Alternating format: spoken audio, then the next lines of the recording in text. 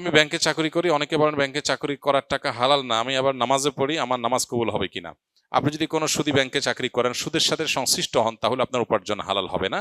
আর উপার্জন যদি হালাল না হয়, তাহলে সেক্ষেত্রে আপনার অন্য নফল আমল বা অন্য আমল এটা আপনার জান্নাতে যাওয়ার জন্য যথেষ্ট হবে না। জান্নাতে যেতে হলে আপনাকে অবশ্যই উপার্জন হালাল করতে হবে। লা ইয়াদখুলুল জান্নাতা জাসাদুন গুযিয়া বিল হারাম, এই রেওয়ায়েতটাই বিভিন্ন ভাষায় বিভিন্ন হাদিসে এসেছে। কোনটার ভাষ্যটা বিশুদ্ধ সূত্রে বর্ণিত হয়নি, তবে বিভিন্ন হাদিসের আলোকে এটা সুপ্রমাণিত যে শরীর হারাম দ্বারা গঠিত হয়েছে, যে গোশত হারাম দ্বারা গঠিত হয়েছে, সেটা জান্নাতে প্রবেশ করবে না। নবী সাল্লাল্লাহু আলাইহি ওয়াসাল্লাম পরিষ্কারভাবে বলেছেন, অনেক দূর থেকে একজন এসে কাবা তওয়াফ করে, দোয়া করে, আল্লাহর কাছে দুহাত তোলে, কাবা শরীফকে সামনে রেখে চোখের পানি ফেলে অনেক কষ্ট করে সফর করে আসে, কিন্তু তার দোয়া কবুল হয় না। কেন?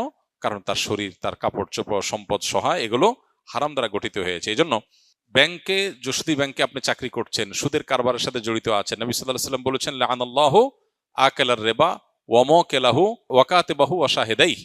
সুদের দাতা, সুদ গ্রহীতা, সুদের লেখক, সুদের সাক্ষী, সুদের সাথে সরাসরি সংশ্লিষ্ট যত মানুষ আছে, এই সবার উপর আল্লাহ তাআলা লানত বর্ষিত হয়। সেজন্য আপনার হারাম উপার্জন ছেড়ে হালাল উপার্জনের দিকে আপনাকে আসার চেষ্টা করতে হবে।